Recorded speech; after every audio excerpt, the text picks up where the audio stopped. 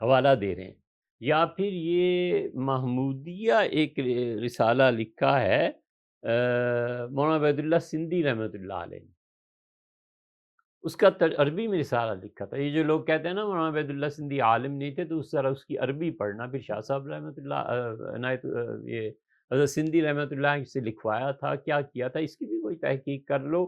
بہترین عربی میں انہوں نے ایک رسالہ لکھا ہے، اور اس کا نام حضرت شیخ الہند مولانا محمود حسن رحمۃ اللہ علیہ کے نام پہ رکھا ہے، محمودیہ، کیونکہ یہ تھے سکھ اصل میں، اور پھر انہوں نے اسلام قبول کر لیا تھا، اور وہ جو فطری ذہانت ان میں تھی، وہ اب سکھزم کی بجائے مسلمانوں کے کام آنے لگی، اور الزام ان پہ یہ لگا کہ یہ اصل میں اب بھی سکھ ہی ہیں، والعیاذ باللہ۔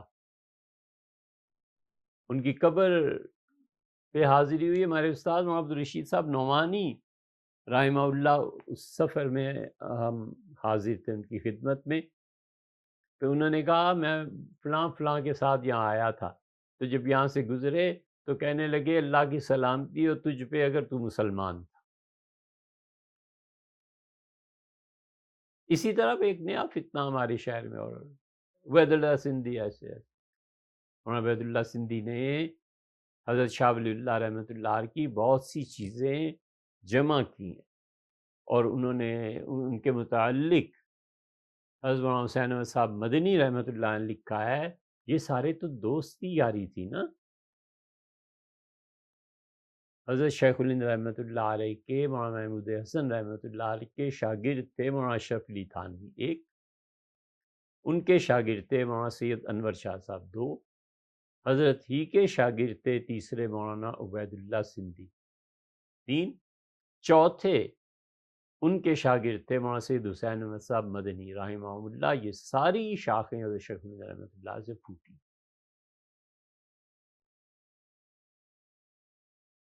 حضرت شیخ الہند رحمۃ اللہ علیہ متاثر تھے مولانا ابوالکلام آزاد سے، اور ایک فکرہ جو بھی ان کے شاگرد تھے، ان کے شاگرد ہمارے استاد 40-50 سال بیچ میں آ گئے نا۔ حضرت شیخ الہند رحمۃ اللہ کا انتقال 1920 کے قریب ہوا ہے، تو 60-70 سال کے وقفے سے جنہوں نے حضرت سے پڑھا تھا ان کے شاگرد ہمارے استاد تھے۔ تو اساتذہ کہتے تھے کہ حضرت شیخ الہند رحمۃ اللہ فرماتے تھے کہ ابوالکلام آزاد ہم جہاد کا سبق بھول چکے تھے، اس نوجوان نے ہمیں یاد دلایا۔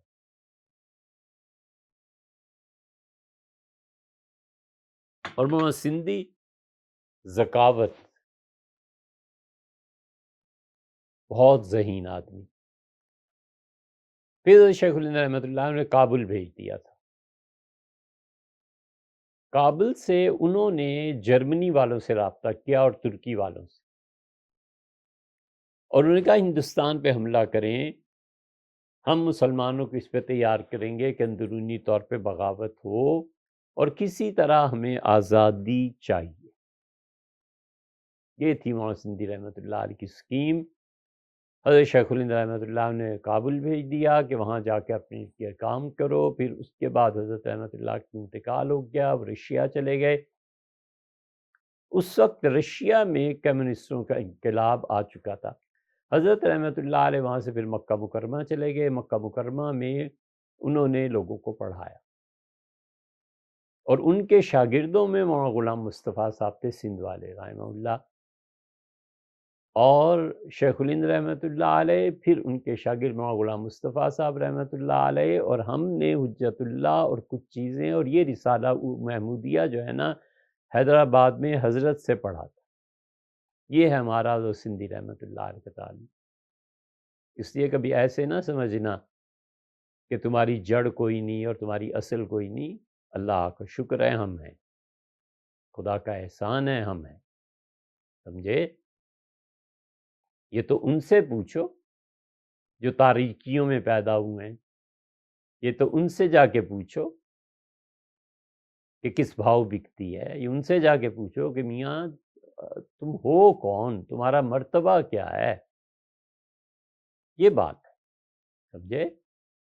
تو اس لیے ہم یہ چیزیں تفصیل سے بتا رہے ہیں کہ کل کو تمہیں تانا نہ دے کہ تم بے نام ہو اور تم نے کس کو دیکھا اور کس کو پڑھا. ٹھیک ہے. تو حضرت مولانا عبید اللہ سندھی رحمۃ اللہ علیہ جو تھے یہ پھر وہاں سے واپس آئے تھے ہندوستان، اور 1940 میں وہ کہتے تھے گاندھی سیاست میں بچہ ہے.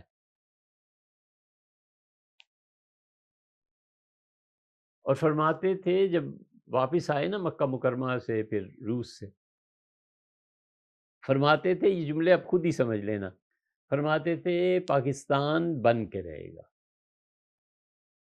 دنیا کی کوئی طاقت ہندوستان کو تقسیم کرنے سے نہیں روک سکتی.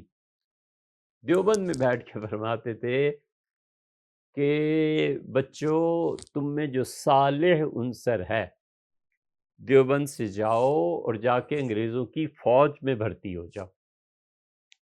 لوگ کہتے تھے حضرت سندھی رحمۃ اللہ علیہ کا دماغ خراب ہو گیا، پاگل ہو گئے، یہ انہونی باتیں. اور سندھی رحمۃ اللہ علیہ سے لوگ ہنستے تھے، بچے باہر آ کے ہنستے تھے. کسی نے پوچھا حضرت ابھی تو 1940 میں کہاں پاکستان کیا ہو جائے؟ انہوں نے کہا پاکستان بن جائے گا، اور میں دیکھ رہا ہوں بچوں سارا عالم اسلام فوج کے تحت آ جائے گا. دو چیزیں باقی رہیں گی، اب ملوکیت بادشاہت یا فوج. اپنا صالح عنصر یہ بھیجو فوج میں تاکہ جب پاکستان بنے تو فوج میں تم لوگوں کا اثر زیادہ ہو.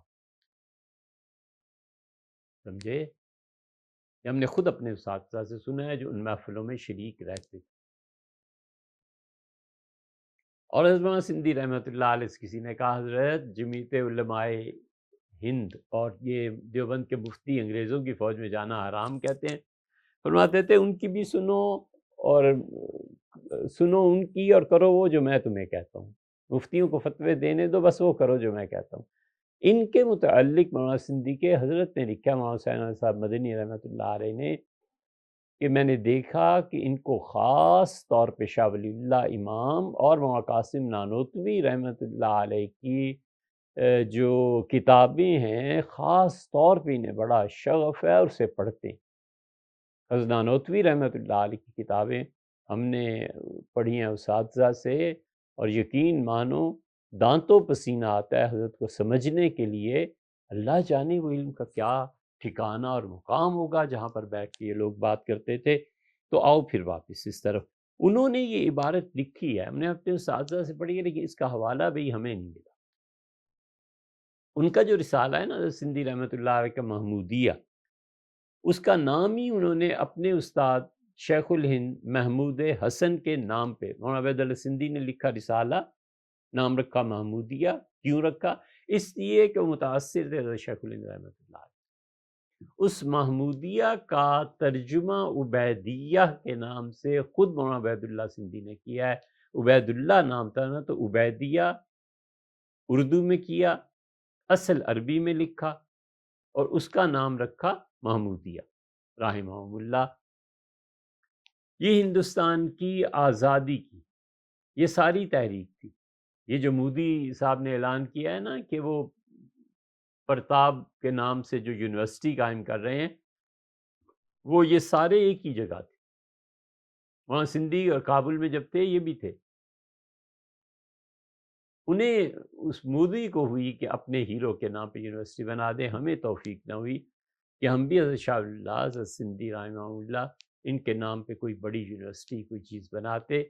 اس لیے کہ جو غفلت طاری ہے وہ غفلت نیند تھی، گہری نیند. اس گہری نیند سے ہم آہستہ آہستہ موت کی طرف جا رہے ہیں. اب جو ہمیں اٹھائے نا ہمیں بہت برا لگتا ہے. سونے دو یار، مرنے دو.